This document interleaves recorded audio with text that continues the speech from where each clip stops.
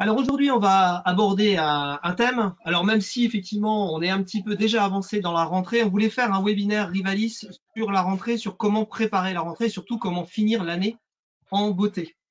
On va vous expliquer un petit peu ce qu'on va vous dire et présenter les intervenants juste après une brève présentation de qui nous sommes. On verra qui sont nos intervenants après, puis directement, on passera vraiment dans le cœur du sujet, comment finir l'année en beauté. On verra tout ce qu'on peut dire sur ce sujet en un temps assez serré, forcément, mais on verra l'essentiel. Alors, qui est Rivalis?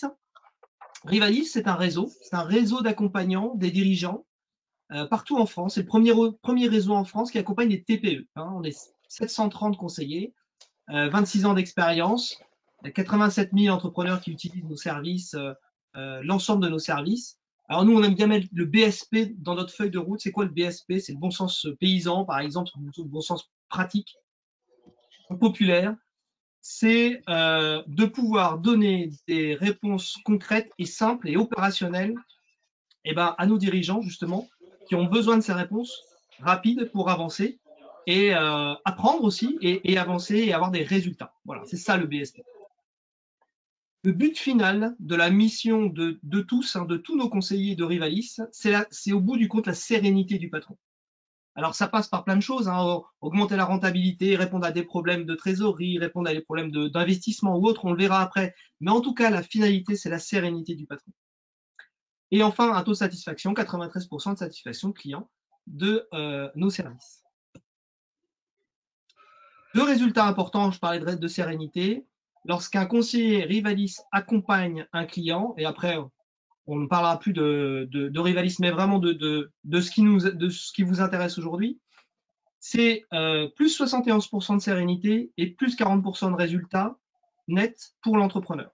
Ce sont des résultats qui sont mesurés chaque année et qui permettent de valider à chaque fois, chaque année, que la méthode fonctionne auprès et l'accompagnement fonctionne auprès de nos clients. Voilà. Pour la petite introduction, maintenant on va passer à nos intervenants. Alors bonjour Philippe, bonjour David. Comment allez-vous d'abord? Et puis est-ce que vous pouvez vous présenter? Philippe, peut-être pour commencer. Eh ben, écoute, merci Christophe, ça va très bien. Donc, Philippe, moi, je suis conseiller Rivalis sur l'Auvergne depuis 2 ans. Et donc, j'interviens en gros, sur l'Allier, le Puy-de-Dôme, la Haute-Loire et puis un petit peu le Cantal. Voilà mon domaine d'activité. Et puis, j'interviens sur tout type de petites entreprises. David, bonjour. Merci. Bonjour Christophe, bonjour à tous. Moi, je suis conseiller rivaliste depuis un peu moins de 2 ans dans la banlieue lyonnaise, pas loin du Nord-Isère. J'interviens un peu sur le Nord-Isère, la côtière dans l'Ain et puis sur l'axe Lyon-Saint-Étienne. Voilà. Là encore, j'accompagne différents types d'entreprises, allant de l'artisan jusqu'au commerçant, société de services aussi.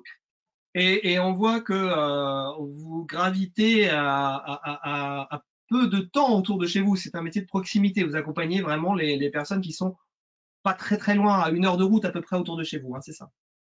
Ouais, au grand maximum. Oui, c'est ça.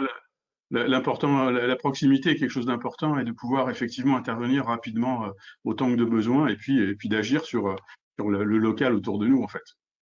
Ça marche. Alors moi-même, chef de projet depuis quelques années, depuis 9 ans chez Rivalis, et également on a Pauline qui est avec nous. Bonjour Pauline, et qui s'occupe également d'animer, de répondre aussi à vos questions. Elle sera là en support avec nous aujourd'hui. Salut Pauline. Bonjour à tous. Alors, rentrons dans le vif du sujet. Entrepreneur, comment finir l'année en beauté? De quoi on va parler peut-être Philippe, est-ce que tu peux nous dire voilà, le sommaire? Oui, alors aujourd'hui, effectivement, on va vous parler de comment réussir la fin d'année et on va aborder quatre thèmes en fait. Le premier, c'est faire un point de situation, voir un petit peu tout ce qui est nécessaire de faire pour bien réussir sa fin d'année. Ce qu'il faut mettre dans son cartable, c'est quelques exemples, quelques outils qui sont utilisés par des patrons pour se simplifier la vie et qui pourraient vous être utiles. Ensuite, il y a un point important, c'est les points de vigilance, c'est-à-dire les choses, même si c'est pas forcément le point qui paraît important pour se relancer, les points qu'il faut surveiller pour que tout se passe bien. Et puis on finira par un point qui est de se projeter un petit peu plus loin et de regarder dès maintenant comment on va finir l'année ou comment on va finir l'exercice, en fait. Donc voilà, les quatre sujets qu'on veut aborder avec vous aujourd'hui. Super, et ben on y va. C'est parti. Ouais. On va parler donc de la situation déjà. Qu'est-ce qu'on peut Alors dire déjà, là? la situation, c'est que en tant que patron, j'espère que vous avez réussi à prendre un petit peu de distance par rapport à votre entreprise pendant les congés d'été si vous êtes arrêté, parce que c'est important aussi. Mais c'est le cas des salariés aussi. Et il faut remettre en route en fait toute l'entreprise. Et généralement, enfin, le réflexe de beaucoup de patrons, c'est à la rentrée, c'est de se précipiter et de démarrer ça comme un sprint. Mais il faut être un bon sportif et tous les bons sportifs savent que pour réussir une course, il faut s'entraîner. Et donc, le début de la reprise, c'est le bon moment pour s'arrêter, se poser et réfléchir à tout ce qu'il faut mettre en place pour qu'effectivement l'année se passe bien et que la fin d'année se déroule bien et que ce soit une réussite.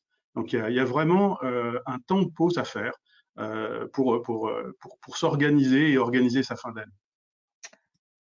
Alors, je mets un petit message à l'attention de tout le monde pendant la présentation. N'hésitez pas à poser vos questions, car nous y répondrons pendant la présentation. Si voilà, on peut rebondir sur une question, il n'y a pas de problème. Si jamais on ne l'a pas traité, on le traitera à la fin de la présentation. Donc, surtout, n'hésitez pas à poser vos questions.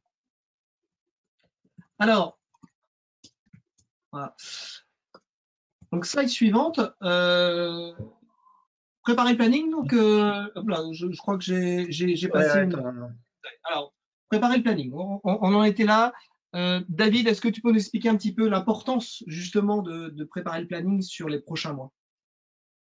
Première des choses, c'est si on fait une petite pause avant de se lancer dans ce sprint, c'est pour voir un peu quel est notre couloir et où on va aller. Et pour ça, il vaut mieux commencer par checker, surtout vu la situation actuelle, checker les appros au niveau des fournisseurs, voir si les dates de livraison prévues sont bien respectées, sont bien effectives. La même chose, comme il y a eu cette période de ralentissement ou de vacances, au moins pour les équipes, il s'agit de éventuellement recomposer ou d'affecter en tout cas les équipes aux différents chantiers prévus pour cette période-là, pour ces 3 prochains mois. Et une fois qu'on a fait ces étapes, on peut enfin confirmer les interventions auprès des clients. Bien checker avec eux les dates d'intervention, s'il y a des mesures, s'ils doivent prendre des mesures pour l'intervention ou pour la livraison en fonction de l'activité. Là j'interviens. Allez-y, dites-nous si vous aussi vous avez des problèmes d'approvisionnement, si vous êtes dans le BTP notamment. Hein, on voit que dans le bois, par exemple, c'est assez compliqué là en ce moment. Il y a pas mal de ressources qui sont en manque. Est-ce que c'est des choses que vous faites? Est-ce que vous relancez bien vos fournisseurs et bien dans l'ordre que vient de dire David, à savoir appeler d'abord vos fournisseurs, bien veiller à calibrer la possibilité de vos futurs chantiers si vous êtes dans le BTP, hein, évidemment si vous êtes dans d'autres secteurs, c'est la même chose, mais peut-être avec d'autres types de fournisseurs. Ensuite, voir si les équipes peuvent effectivement aller sur ces chantiers, si c'est possible. Et ensuite, rappelez vos clients pour dire, bah écoutez, là, je dois décaler, là c'est bon, là on peut le faire même en avance. Voilà, donc c'est vraiment dans cet ordre-là que ça se passe. Donc n'hésitez pas à vous faire, à faire des commentaires.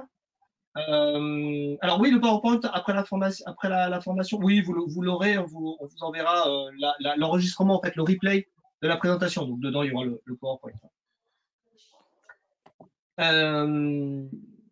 Très bien. Donc, on a vu le planning. Est-ce qu'on peut regarder peut-être un exemple de planning du coup, Philippe? Ouais, je pense que c'est important. Ça fait partie des outils un peu basiques Alors des outils de gestion de planning, il en existe des très sophistiqués et des très simples. Là, on a choisi de vous en montrer un plutôt simple, mais qui donne une assez bonne vision en fait des choses. Donc là, c'est un planning d'une entreprise qui a deux équipes, et donc ça permet d'avoir une vision sur les 3 prochains mois, hein, septembre, octobre, novembre. Donc là, vous voyez, il y a les jours qui sont en colonne, les équipes qui sont en colonne, et donc on voit quand les équipes, enfin sur quel chantier les équipes vont intervenir. Donc on voit que sur le mois de septembre, ou du moins on voit les 13 premiers jours, les équipes sont plutôt bien occupées. On voit que les 9 et 10, les deux équipes se retrouvent ensemble sur un même chantier parce que il doit y avoir une activité qui le nécessite. Et puis ça permet de voir aussi que sur le mois d'octobre et sur le mois de novembre, il y a des trous.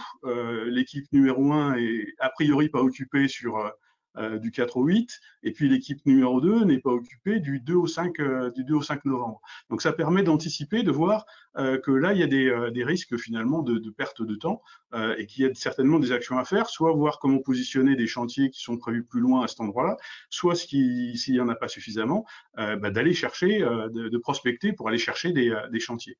Donc c'est vraiment un outil, là c'est un outil qui est fait dans Excel, qui est extrêmement simple, mais déjà ça permet d'anticiper des choses et de prévoir des actions pour que tout le temps utilisable dans l'entreprise soit bien utilisé. Oui, et Je me on permets voit que une ça. remarque. Oui, vas-y, excuse-moi, je t'ai interrompu. Excuse-moi, je me permets une remarque. Ce planning-là, parce qu'on parle beaucoup de chantier, ok, je l'utilise aussi pour des artisans qui interviennent sur les chantiers, mais je l'utilise aussi pour des activités de service. Donc tout ce qui est mission, par exemple avec une durée dans le temps, avec lorsqu'on a plusieurs équipes ou plusieurs employés, on peut aussi très bien utiliser cette visualisation là de l'affectation du temps ou des missions en fonction du personnel que l'on a à disposition. C'est valable aussi dans une activité de service. Vous pouvez d'ailleurs nous indiquer un petit peu dans quel type d'activité vous exercez, de façon générale, un bâtiment, automobile, service, commerce. Ça nous aidera effectivement peut-être à orienter encore mieux le discours en fonction de vos profils, ce qui est évidemment ce sera encore plus intéressant pour vous. Donc n'hésitez pas à nous indiquer de quel. Alors même un écrivain public, une écrivaine publique, super métier, ça j'adore. Donc voilà, n'hésitez pas à échanger là-dessus. Alors, on va continuer la présentation. Philippe, ok, on fait des plannings, on a mis en place un agenda, un calendrier pour les actions à mener. Maintenant, il faut mobiliser les équipes. Ouais, c'est un point important, hein. Je le disais tout à l'heure, la période de congé, c'est un arrêt pour tout le monde, et il faut que chacun retrouve ses marques et redémarre. Et donc dans ce cadre-là, il est souvent important de faire une réunion de rentrée en fait, pour bien expliquer finalement ce que le patron attend. Alors on a pris l'exemple du planning, hein, c'est un des éléments qui est important de communiquer aux salariés pour leur expliquer finalement ce que va être comment ils vont être occupés dans les semaines et dans les mois qui viennent. C'est le moment aussi de vérifier que tout le matériel se porte bien et de voir avec les salariés s'il y a des choses à faire, à arranger, à changer. C'est le moment aussi de parler des éventuels investissements qui ont été faits et qui vont arriver. De passer de l'information en fait pour que les salariés soient vraiment associés et qu'ils sachent ce qui va se passer. C'est un point important pour les mobiliser. C'est aussi le moment souvent d'accueillir les nouveaux, hein. Septembre, c'est le moment où des nouveaux salariés arrivent, ou des stagiaires arrivent, ou des alternants arrivent. Et donc, c'est le moment de les présenter aux équipes, de leur expliquer dans quelles équipes, enfin, avec qui ils vont travailler, sur quel sujet, etc. Et ce que vous attendez de chacun vis-à-vis de ces nouveaux arrivants. C'est vraiment important dans cette période-là pour relancer l'activité, de prendre le temps de parler à ses salariés. C'est d'autant plus important qu'on s'aperçoit que sur pas mal de secteurs, le personnel est difficile à trouver et du coup est difficile à recruter et il est du coup d'autant plus important de les fidéliser et ça passe dès le début par un accueil chaleureux, on va dire peut-être, ou en tout cas qui se sentent attendus. Eh ben, On- pour ça, oui, on propose sur la slide d'après, c'est un petit parcours, là encore, pas y passer trop de temps et pas perdre de la productivité, mais un parcours d'intégration. Là, en l'occurrence, c'est celui de Jérôme, où on voit, ben, il a été prévu pour son accueil, pour son intégration dans la société, qu'il soit reçu soit par le responsable, soit par le dirigeant de l'entreprise, soit par la responsable administrative pour recevoir, pour finaliser s'il y a des choses à finaliser en termes d'administratif, qu'il reçoive et qu'il ait la certitude de ses horaires, de son lieu de travail, de toutes les démarches, et puis surtout les consignes de sécurité de l'entreprise. Surtout dans cette période-là, avec ces contraintes sanitaires qu'on a, c'est toujours bien de les rappeler, voire même de les faire signer. Euh, pour après, suite à ça, bah, l'amener sur son lieu de travail auprès de son chaperon, on va dire, ou mentor, ou en tout cas référent, qui pourra sur toute la semaine répondre à ses éventuelles questions et le mettre en route. Ne pas oublier à la fin de cette première semaine à le revoir avec son mentor pour faire un point sur cette première semaine. alors il y a une autre chose importante dont on parlait tout à l'heure, juste avant, parce qu'on a préparé évidemment cette réunion, et on disait, c'est vrai qu'aussi, lorsqu'on a des apprentis, lorsqu'on a des gens à intégrer, des nouveaux, forcément la productivité des uns et des autres est différente. On a des anciens qui sont habitués, dont on connaît la productivité, et puis les nouveaux dont on ne connaît pas la productivité, et les apprentis même, voilà, qui sont à former. Ça, il faut l'intégrer aussi dans le planning que vous avez fait avant. Je crois qu'il fallait peut-être le redire, prendre bien en compte la productivité des salariés dans le planning. Ouais, ça c'est quelque chose qu'on fait effectivement, dont on s'assure avec les patrons qu'on accompagne, hein. C'est de bien prendre en compte la capacité de chacun sous deux aspects, hein. Il y a l'aspect disponibilité en temps de présence, et puis après, comme le disait Christophe, il y a la réelle capacité à faire avancer des sujets. Et là, on prend deux cas extrêmes, quelqu'un d'efficace et un apprenti qui débute. Il va y avoir un écart important entre les deux. Il faut le prendre en compte pour savoir finalement sur un chantier, à quelle vitesse ce chantier va pouvoir avancer en fonction des heures réellement utilisables en fait. Donc c'est vraiment un point important. Alors, petit check sur les personnes, donc avec quelques secteurs d'activité qui ont été dit. On a pas mal de personnes dans le service, hein, finalement, écrivains, public, service promenade en mer, service aux entreprises, agences spécialisées en couverture d'événements en live, industrie cosmétique, on a aussi de l'industrie. Donc peut-être des personnes qui n'ont pas forcément tous des salariés. Qu'est-ce qu'on peut dire sur les indépendants, ceux qui n'ont pas de salariés du tout? C'est la même chose, il faut quand même prévoir voilà, son planning, c'est quelque chose d'important.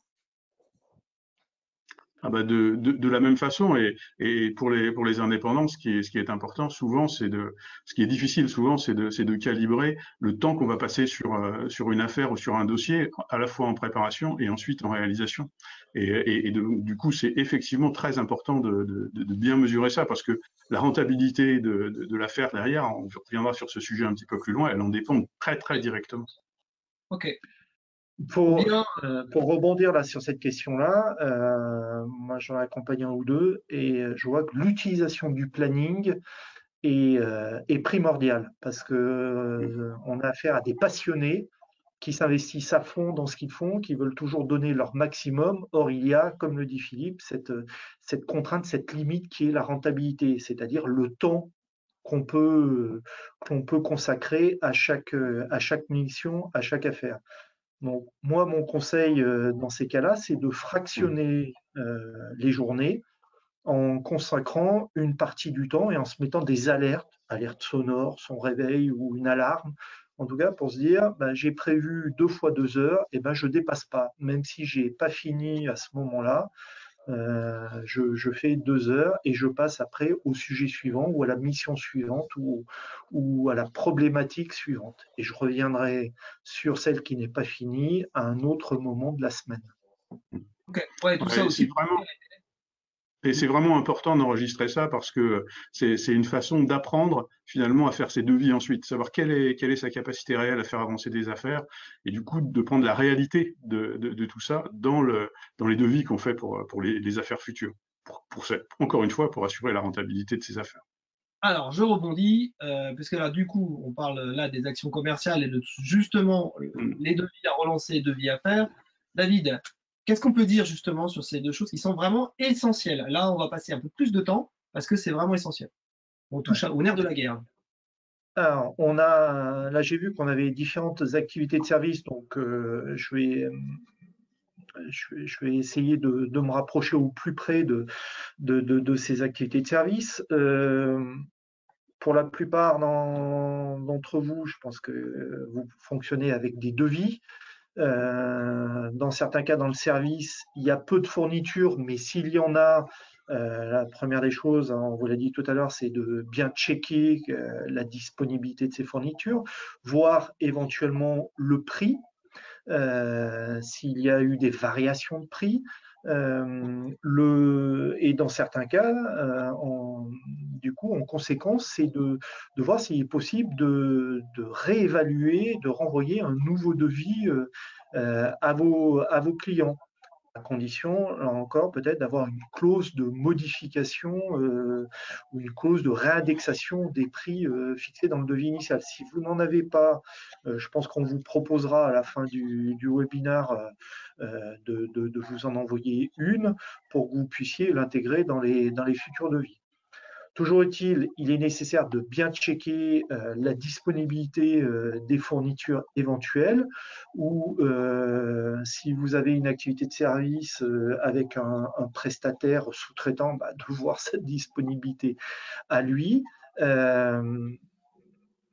pour pouvoir plus facilement et relancer les devis. Maintenant, en ce qui concerne les devis à faire, là aussi, c'est du futur chiffre. Donc, je passe sur la disponibilité des marchandises, surtout sur leur prix.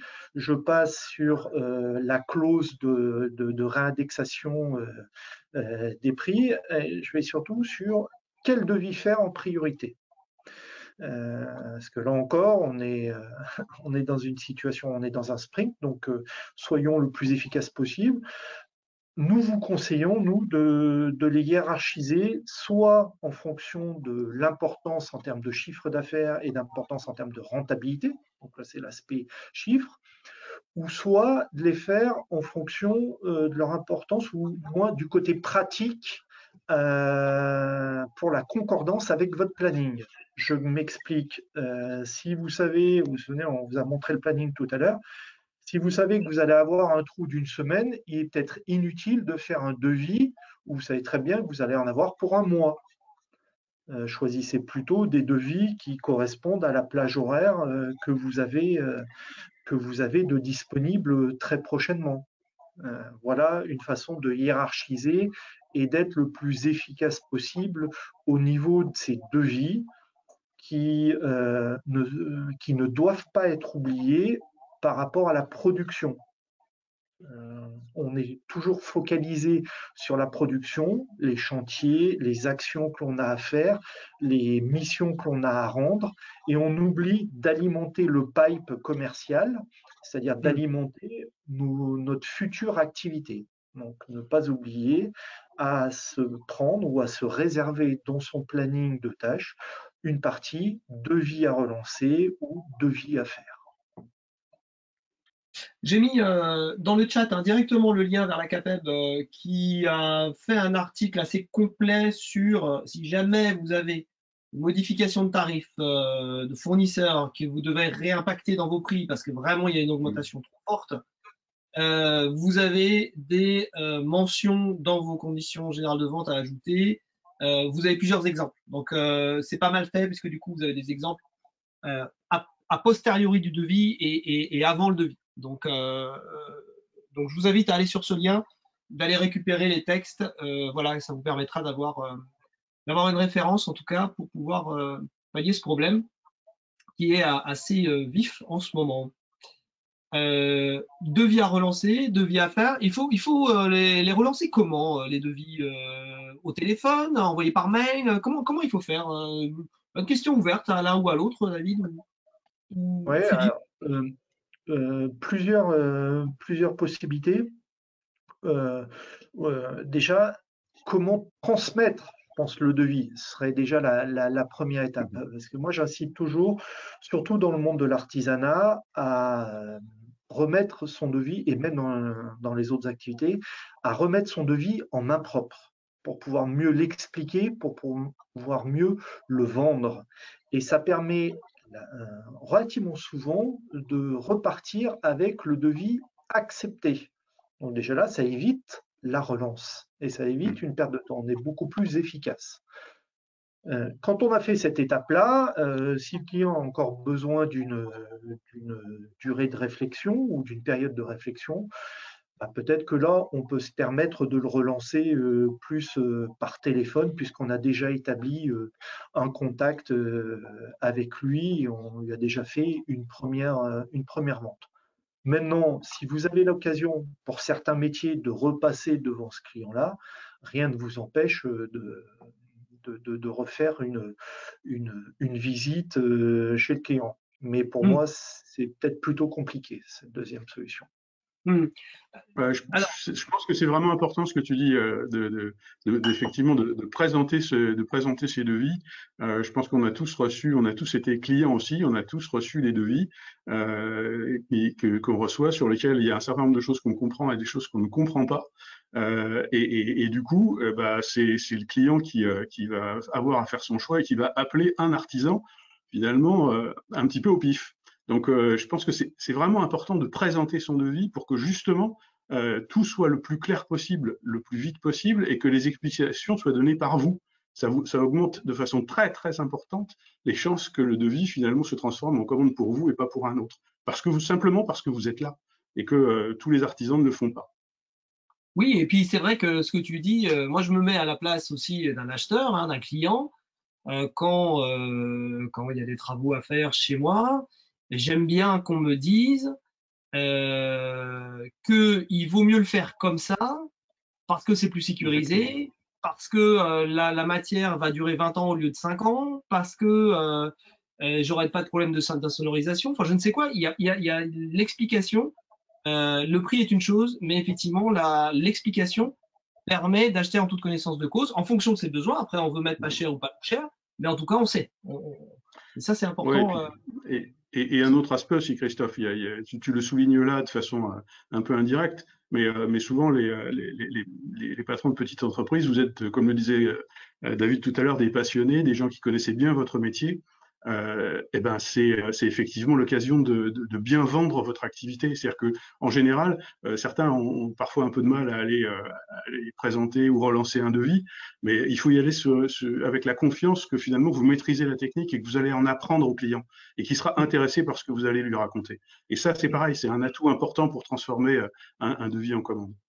Et on a envie de faire en plus affaire avec des gens passionnés. Donc, ça, c'est important aussi de le dire. Ok, très bien. Alors, on va passer à l'analyse de rentabilité. Moi, j'ai une question à vous poser. Est-ce que, alors, j'ai pas fait de sondage, mais j'aimerais bien quand même que vous me répondiez si c'est possible. Est-ce qu'avant d'envoyer un devis, vous connaissez la rentabilité de ce devis? Est-ce que vous savez combien exactement vous allez gagner sur ce devis? Est-ce que vous pouvez répondre dans le chat tous? Ça m'intéresse vraiment d'avoir la réponse. Est-ce que vous avez une idée, on va dire, à peu près? Ou est-ce que vous savez précisément? Non, je sais que je vais gagner tant d'argent.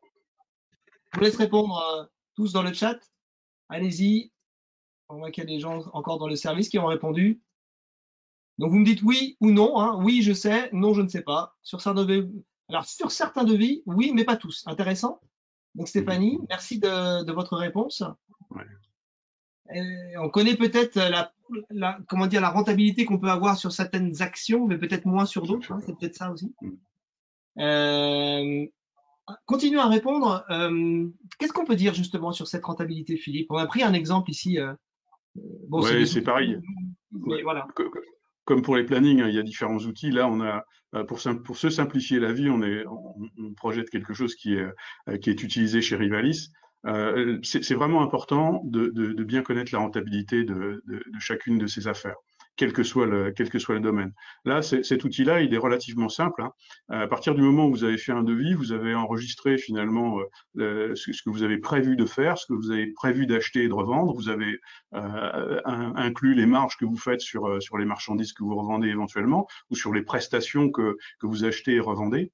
Donc une fois que vous avez fait ce devis sur l'outil Rivalis, vous appuyez sur un bouton et vous basculez directement sur un écran comme celui qui est présenté là.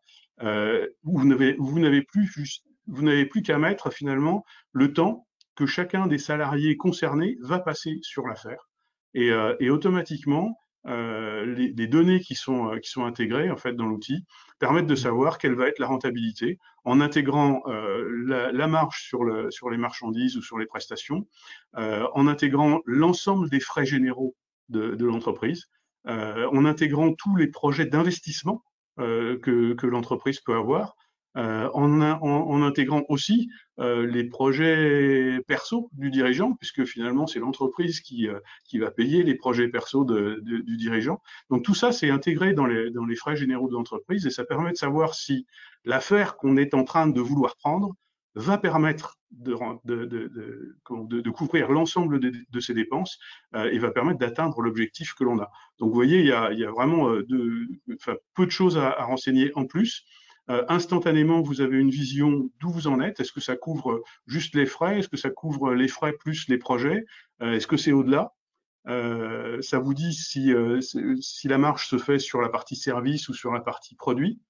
Au passage, ça vous rappelle aussi, hein, c'est le petit pavé qui est en bas à droite, que chaque matin, quand vous ouvrez votre entreprise, vous avez déjà dépensé une certaine somme qui correspond aux frais généraux de l'entreprise. Et puis cet outil-là, il permet aussi, et c'est important, parce que là, vous voyez cette affaire, dans l'exemple qu'on a pris, elle est dans le vert, donc quelque part, ça veut dire qu'elle est rentable. Si elle est rentable, en revanche, le petit pavé qui est en bas à gauche rappelle que par rapport à l'objectif que l'entrepreneur s'est fixé, il est en retard sur son résultat. Et ça donne des indications sur ce qu'il faudrait faire pour rattraper ce retard. Et donc ça, c'est vraiment extrêmement important. C'est un outil qui permet de prendre des décisions et de savoir finalement si on prend cette affaire dans ces conditions-là, et éventuellement si c'est pas suffisant, de revenir en arrière et puis de regarder comment on peut modifier les choses pour en améliorer la rentabilité. Ou à contrario, si tout est au vert, de se dire que cette affaire, elle est vraiment super intéressante. Si un concurrent se présente en proposant un prix de vente un peu inférieur, de savoir de quelle marge on dispose pour pouvoir prendre cette affaire qui nous intéresse. Parce que là, on sait exactement de combien on peut bouger pour pouvoir prendre une affaire, sans attaquer la rentabilité réelle de l'affaire. Voilà, donc c'est vraiment, ça fait partie des outils. Alors c'est parfois, ça peut paraître un peu compliqué. En fait, c'est relativement simple en termes de mécanique à mettre en place. Et ça permet, je voyais tout à l'heure une personne qui disait qu'elle avait une vision de la rentabilité sur certains devis et pas tous. Là, ça permet d'avoir une vision de la rentabilité de chacun des devis, de chacune des affaires qu'on va prendre et de prendre une décision avant d'envoyer un devis. Voilà, c'est vraiment un point super important dans le pilotage de son entreprise. Si je peux rajouter aussi une petite chose, là je vois, il y a Nicolas aussi qui a indiqué tout dépend de la date du point mort. Avec un accompagnement et avec l'outil Rivalis, on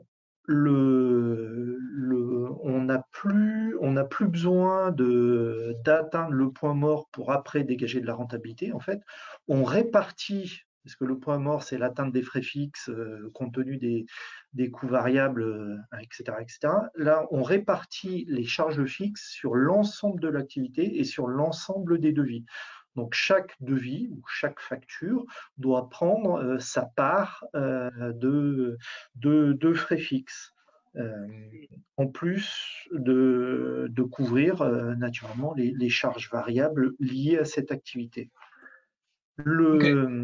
Dit comme ça peut être un petit peu compliqué, mais le symbole ou l'indicateur, la jauge que l'on voit de rentabilité, le montre bien et inclut bien à la fois toute la partie frais fixes en mort et à la fois charge variable du devis en question. Et objectif du dirigeant. intéressant. Alors, Stéphanie demande si on peut avoir accès à cet outil. Alors, c'est un outil effectivement que les conseillers rivalistes utilisent dans leur accompagnement. Donc, par contre, vous serez tous contactés par un conseiller rivaliste, évidemment gratuitement, a posteriori, après ce webinaire, pour échanger avec eux, justement, pour connaître déjà le conseiller qui est à proximité de chez vous. Donc, c'est toujours sympa de rencontrer les chefs d'entreprise et dirigeants, puisqu'ils sont tous indépendants. Conseiller rivaliste, c'est un indépendant, c'est un chef d'entreprise. Donc, c'est toujours bien d'agrandir son réseau. Et vous pourrez directement échanger avec lui, justement, sur l'intérêt de ce type d'outils dans votre configuration à vous. Et évidemment, il s'adapte à votre configuration. Alors, bon, le but ici, c'était pas de vous montrer, de faire une analyse de l'outil Rivalis. L'intérêt, c'est surtout de vous dire, OK, là, vous allez redémarrer pendant 3 mois. Vous avez déjà démarré, mais voilà, on en est encore au mois de septembre. Veillez bien à la rentabilité de vos devis pour bien finir l'année, pour finir l'année en beauté, comme on dit. Et ça, vous pouvez le faire en ayant vraiment en vous attachant à bien, comment dire, avoir une vision claire de la rentabilité par devis. OK, avec ce type d'outil. Alors ensuite, il y a le deuxième nerf de la guerre. Après les devis, je dirais l'aspect rentabilité, c'est l'aspect argent, trésorerie. D'un côté, c'est le nerf, là, c'est le sang. Là, on a besoin d'oxygène. Trésorerie, c'est l'oxygène dans l'entreprise. Donc, qu'est-ce qu'on peut dire là-dessus, peut-être Philippe? Effectivement, c'est le deuxième point extrêmement important, et d'autant plus que on connaît tous des entreprises qui sont rentables et qui pourtant ferment parce qu'elles manquent de trésorerie. Donc c'est vraiment un point extrêmement important. C'est ce qui permet de faire vivre l'activité. Et c'est une des préoccupations premières de tout dirigeant, de savoir, chaque dirigeant doit savoir de combien il a besoin en trésorerie pour pouvoir faire fonctionner son entreprise. Alors, en général, les patrons, vous connaissez votre niveau de trésorerie actuel, vous savez où vous en êtes sur le solde que vous avez en banque. Ça, généralement, ça va bien. Mais ça suffit pas. En fait, il faut vraiment se projeter et savoir finalement anticiper la trésorerie, se faire une trésorerie prévisionnelle pour savoir en permanence combien on a d'argent dehors. Est-ce qu'il est normalement dehors ou est-ce qu'il est en retard? Et si effectivement il y a des impayés, il faut s'empresser de faire rentrer l'argent. C'est vraiment quelque chose d'extrêmement important. Ensuite, il y a aussi beaucoup d'administratifs à faire dans une entreprise et de temps en temps, les factures d'avancement ou les factures prennent un peu de retard. C'est pareil, il faut avoir une discipline de facturation pour qu'effectivement s'assurer que l'argent va rentrer et avoir ça dans un outil qui permet de voir quand l'argent doit rentrer et de vérifier en permanence avec ces rentrées, on va pouvoir couvrir les dépenses. Il faut avoir une vision aussi des factures que l'entreprise doit régler. À quelle échéance elle doit les régler. Il faut aussi avoir une vision des factures qui ne sont pas encore émises, mais dont il va y avoir besoin pour les affaires futures. Donc se projeter vraiment dans les décaissements futurs. Intégrer, comme le disait David tout à l'heure, la partie évolution des prix dans ces futures factures, etc.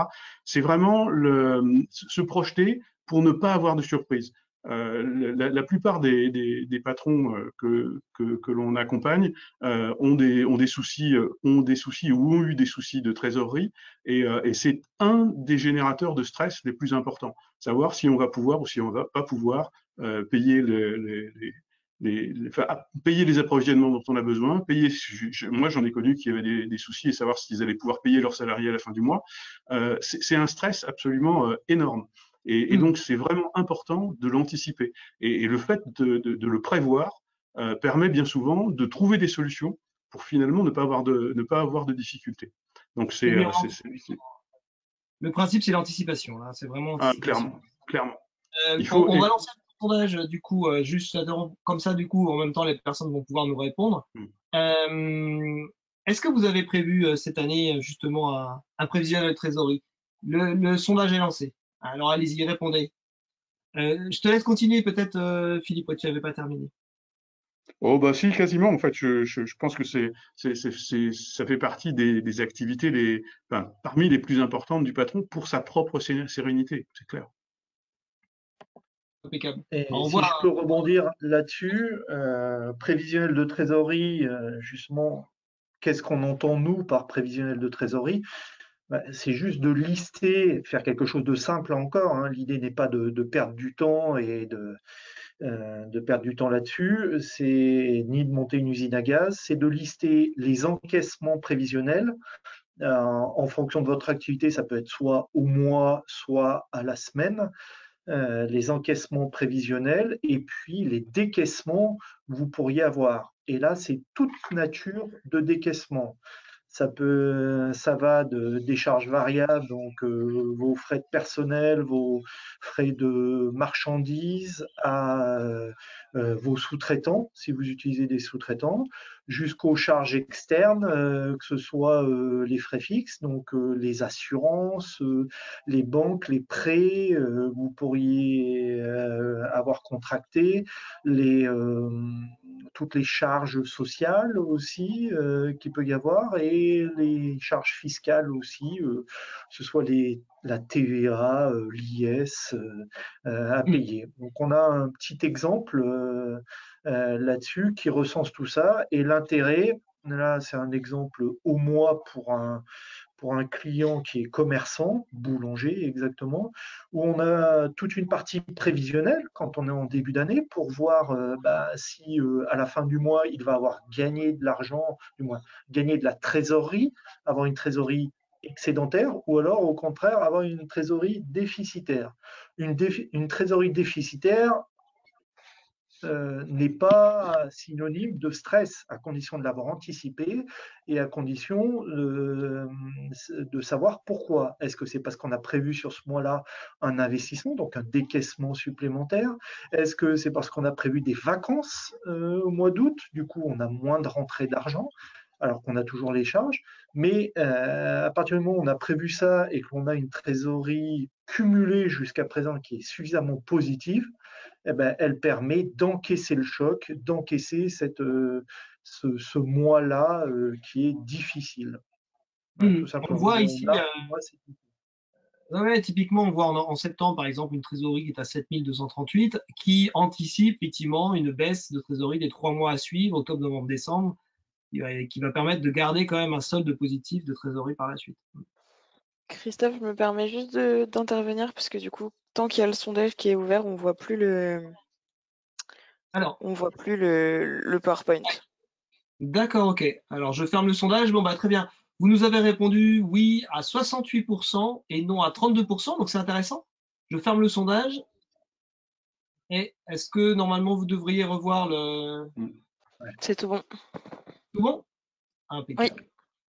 donc Super. je le refais juste vite fait, très rapidement. Les lignes en bleu, c'est le solde mensuel et cumulé de trésorerie.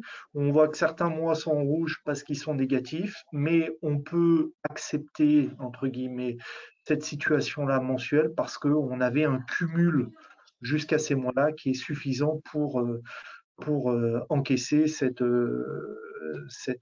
chute ou ce besoin de trésorerie sur ces mois-là. Ça permet donc d'être rassuré, ça permet de ne pas stresser et ça permet surtout de simuler sur les mois à venir différents investissements ou différentes dépenses. Est-ce que je peux me permettre de m'acheter un nouvel ordinateur sur la société ou pas? Et ben là, on peut le simuler avec un prévisionnel de trésorerie. Ok, parfait. En tout cas, tout ça mène effectivement à plus de sérénité. Donc ça, c'est essentiel. Alors, on va passer maintenant au point de vigilance. On a vu vraiment les choses qui nous intéressaient sur la partie trésorerie et business, finalement, et organisation. Quelques points de vigilance importants. David, peut-être peut continuer sur ce point. Oui, je veux bien. Donc, ce qui concerne à faire attention aussi, donc là on a vu la trésorerie, mais on a vu aussi il faut aussi voir, c'est le chiffre d'affaires que l'on va faire. Donc, bien suivre le nombre de devis qui sont acceptés, qui indiqueront du coup le chiffre d'affaires futur qui va venir. Et s'il est insuffisant par rapport à ses objectifs ou insuffisant pour remplir le planning, si on a encore des cases vides dans le planning, ben, mettre en place et voir s'il n'est pas nécessaire de mettre en place des efforts commerciaux.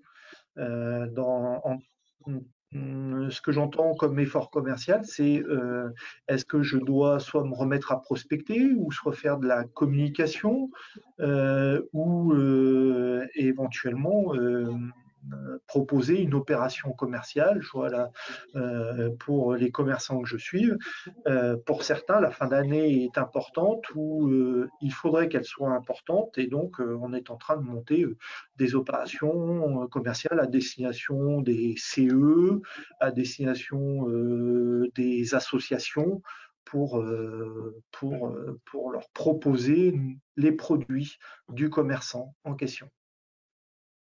Ouais, peut-être là, David. Pardon, vas-y, Christophe, pardon. Oui, non, je rebondissais sur ce que disait David. Je n'ai plus le nom de la personne, mais je vais le retrouver, qui travaille dans le domaine de l'événementiel. C'est pareil, hein. Il y a des événements, là, il faut les préparer en amont. Bon, je ne vais pas apprendre, mais ça, ce sont des choses qui s'intègrent évidemment dans un planning, d'autant plus dans un planning lorsque des événements sont à date très fixe et qu'on ne peut pas les bouger, quoi. Exactement. Bon, même, je pense, dans l'événementiel, il peut y avoir, on peut rechercher, surtout dans ce qui concerne là, la fin d'année, peut-être si on a des disponibilités, c'est s'adresser à des associations, à des mairies qui seraient en train de réfléchir en ce moment-là à ce qu'elles pourraient faire sur cette fin d'année. Alors, on peut peut-être voir un exemple, Philippe. Du coup, je rebondis sur cette histoire de devis en attente, devis validé, vraiment bien checker ce qu'on va avoir, ce qui va rentrer finalement, avec une bonne visibilité. Donc là, c'est un exemple de visibilité, encore une fois. Oui, c'est ça. C'est un exemple simple, hein, vous l'avez compris. Le pilotage d'une entreprise, ça repose sur un certain nombre de principes et il n'y a pas besoin d'outils très compliqués finalement pour pouvoir prendre des décisions. Là, c'est l'exemple typique, hein. C'est de faire la comparaison entre les devis validés qui sont en attente de facturation. Là, vous voyez, dans cette entreprise, il y a en gros pour 30 000 euros de devis qui vont être, enfin de factures qui vont être émises et qui vont rentrer. Et puis, de l'autre côté, il y a un devis qui est en attente de décision pour 1 200 euros. Ça veut dire que cette entreprise, elle est en déficit crucial d'activité commerciale. Et elle est en risque effectivement de se retrouver sans activité dans le futur.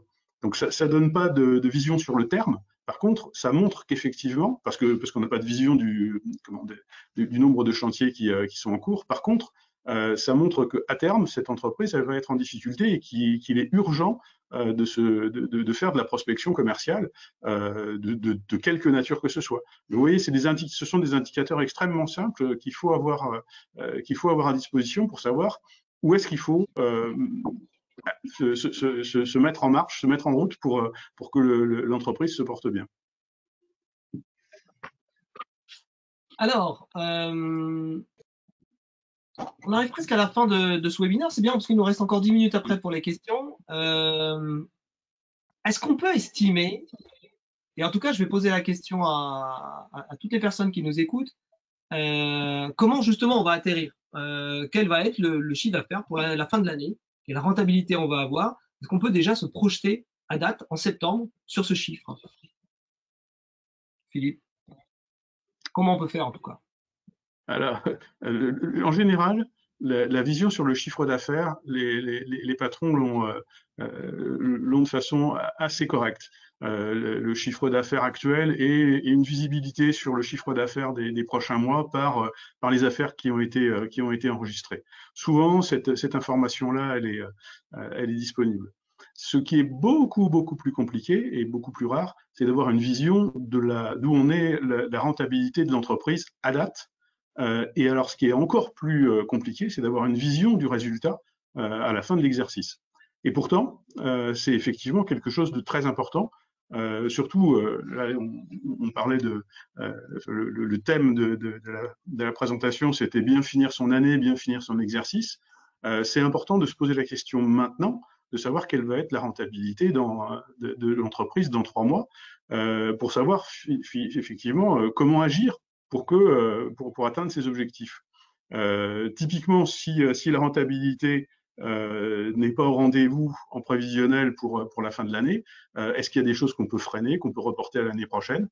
C'est important de le savoir maintenant. Et ça, c'est pas le chiffre d'affaires qu'il donne, c'est vraiment la rentabilité prévisionnelle de l'entreprise, le résultat prévisionnel de l'entreprise. A contrario, si le résultat est plutôt élevé, le résultat prévisionnel est plutôt élevé, bah, c'est peut-être l'occasion de faire de l'optimisation fiscale, et parce que c'est pas la peine d'aller donner plus d'argent à l'État que nécessaire, et donc d'intégrer des projets dès maintenant, ou d'anticiper des choses qu'on avait prévues l'année suivante. C'est vraiment ça fait partie du pilotage. Alors c'est un peu plus long terme que ce qu'on voyait tout à l'heure au niveau de la trésorerie, mais c'est tout aussi important que la trésorerie pour l'optimisation des ressources de l'entreprise. Si je peux me permettre. Oui, vas-y. J'ai lancé le sondage en même temps, comme ça, du coup, pas l'info. Ok, on voit le sondage, effectivement. Pas plus tard que ce matin, j'étais avec un client charpentier qui finissait son exercice, qui va finir son exercice la fin septembre, donc c'est du tout frais. Donc ça fait 2 mois là qu'on se prépare à ça et qu'on estime l'atterrissage et qu'on prend quelques mesures. Là, les dernières dont on a discuté ce matin, c'est que ces dernières factures, puisqu'on les a là maintenant quantifiées, ces dernières factures, il va les décaler de 2 jours, ce qui va permettre de les passer sur l'exercice prochain, parce que vous avez bien compris que il a un exercice excédentaire là, et malgré tous les investissements qu'il a pu faire cette année, et on veut juste descendre en dessous de la barrière des 38 120 €, c'est-à-dire avoir un taux d'imposition d'IS à 15% au lieu de 26,50. C'est-à-dire gagner minimum 3 000 €. Il vaut mieux qu'il soit dans sa poche ou dans celle de l'entreprise que dans celle de l'État, en l'occurrence, quand on peut. Et donc là, on a prévu 2-3 petites choses encore. Donc le décalage des dernières factures, voir certains frais qu'on peut anticiper, qu'on va demander au comptable de provisionner, et certaines dépenses, oui, c'est ça, c'est les dépenses qui vont arriver, que l'on anticipe et qu'on va demander donc au comptable de passer en provision pour dépenses. Et oui, puis il y a aussi 2-3 créances clients qu'on va mettre en dépréciation aussi. On va déprécier certaines créances, ce qui va permettre de diminuer du coup le résultat. Alors, c'est vraiment intéressant. Donc, déjà, ce que tu dis, David, c'est qu'effectivement, de connaître son résultat un petit peu en amont. Bon, là, on est en fin d'exercice, c'est une problématique un peu spécifique parce que du coup, on est sur l'optimisation fiscale. On va dire que voilà, on n'est pas tellement dans la prévision, on est vraiment dans l'optimisation en fin d'exercice. Ce que dit le sondage, c'est que aujourd'hui, on est à 41% des personnes. Alors sur 35, on est 35 là aujourd'hui dans le webinaire, qui ne connaissent pas leurs résultats à date, et 59 qui connaissent leurs résultats, et 59 qui ne le connaissent pas. Donc on a une 60-40 en gros, 60% qui ne connaissent pas leurs résultats, 40% qui connaissent leurs résultats. Moi j'ai juste une autre question, et on va regarder, on va comparer, je vais vous demander de répondre vraiment rapidement. Hop, lancer le sondage. Alors la question c'est, est-ce que vous connaissez votre résultat en 3 mois? Là, est-ce que vous pouvez dire, on va dire en 30 secondes, pas en demandant et en refaisant tous les calculs, c'est en 30 secondes, moi mon résultat en 3 mois il sera à temps, avec une précision d'environ une centaine d'euros, ou 1 millier d'euros, on va dire maximum. Donc ça va être intéressant aussi parce que le fait de pouvoir prévoir votre résultat en fin d'année va vous permettre aussi, peut-être déjà d'aller mieux, certainement. J'imagine qu'il y a un effet sur le mental et sur la sérénité, et puis de prévoir, j'imagine, des choses, des projets personnels, des projets professionnels d'investissement ou autres qui seront plus faciles justement à mettre en place. Alors je suis en train de Alors, là, on n'est pas encore au total de personnes qui ont voté, donc on va attendre un petit peu. Alors, Pendant ça, on peut peut-être répondre à une question parce que j'ai vu, je crois, une oui. question concernant les conseils s'appliquent pour la période après Noël. Alors, il y a deux choses. Là, on est bien dans cette période-là, dans ce quadrimestre, dans la préparation de ce dernier trimestre de l'année, où généralement il y a un surcroît d'activité et surtout il y a eu ce ralentissement de l'activité de manière importante, puisque c'est pratiquement un mois, hein, on va dire, hein, tout s'arrête pendant un mois ou en tout cas ralentit fortement pendant un mois. Donc c'est un redémarrage de l'activité, c'est un redémarrage de l'organisation, c'est un redémarrage pour le chef d'entreprise dans sa planification de son activité. Donc c'est relativement important et spécifique. Maintenant, en ce qui concerne le fait d'avoir une trésorerie prévisionnelle, bah oui, c'est quand même mieux d'en avoir une toute l'année. Vous avez bien vu qu'on fait toute l'année, on ne fait pas que les 4 derniers mois ou que les 3 derniers mois de l'année. La même chose sur l'analyse de ces devis. On analyse ces devis toute l'année pour être bien certain d'atteindre l'objectif qu'on s'est fixé. Oui, il y a donc, pour répondre à la question, je crois que c'est Denis qui l'a posé. Oui, Denis, certains de nos conseils que l'on donne s'appliquent toute l'année et pas seulement au moment du redémarrage de ce dernier quadrimestre. Oui, d'ailleurs, il faut que ce soit effectivement toute l'année parce qu'on ne peut pas rattraper un retard trop important si jamais on ne le fait pas depuis le début. Très bien. Tout à fait.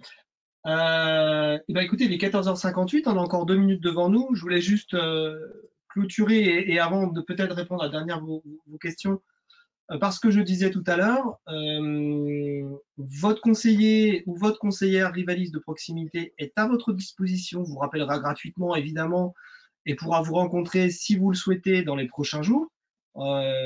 C'est important d'être entouré, d'autant plus, je dirais aujourd'hui que le monde se complexifie et pour l'entrepreneur, c'est toujours des décisions à prendre, des dizaines de décisions par jour, hein, quelquefois à prendre, et qui ne sont pas forcément évidentes, et d'avoir tout simplement les bons outils, les bonnes personnes autour de soi, et bien, ça évite les écueils et ça permet aussi de vivre sereinement son rôle d'entrepreneur et de progresser et de le vivre, je dirais, même en s'éclatant encore plus, parce que vous vous éclatez déjà dans votre métier, mais disons, voilà, avec un peu moins de stress. Est-ce que vous avez d'autres questions avant qu'on clôture ce webinaire? N'hésitez pas. Je suis en train de regarder en même temps si vous avez des questions en plus qu'on n'aurait pas traitées. Non, pour l'instant, c'est bon. Eh bien, écoutez, merci à tous de votre participation. Merci de nous avoir écoutés. Merci beaucoup, Philippe. Merci, David. Merci, Pauline. Mais merci à vous. Merci à plaisir. vous tous. Plaisir. Et on espère que vous avez apprécié ces échanges. En tout cas, on essaye toujours d'apporter des choses assez simples, opérationnelles, pour que vous puissiez les mettre en place sur le terrain vous-même, éventuellement avec un conseiller si vous en avez besoin, en tout cas vous-même si vous pouvez le faire. Voilà, on fera d'autres webinaires. On en a fait déjà, je crois que c'est le 10e webinaire qu'on fait cette année. Donc, Exactement. je crois que c'est le 10e. Donc, on va continuer. On essaye de tenir un rythme tous les 15 jours, donc continuez à nous suivre sur nos réseaux sociaux, Facebook. Qu'est-ce qu'on a? On a LinkedIn, Twitter, Instagram. tout ça, Facebook, Twitter, Instagram, voilà. Vous pouvez nous suivre en fonction de vos préférences sur nos réseaux sociaux et on est évidemment là pour vous. Merci à tous encore une fois et très bonne fin de journée.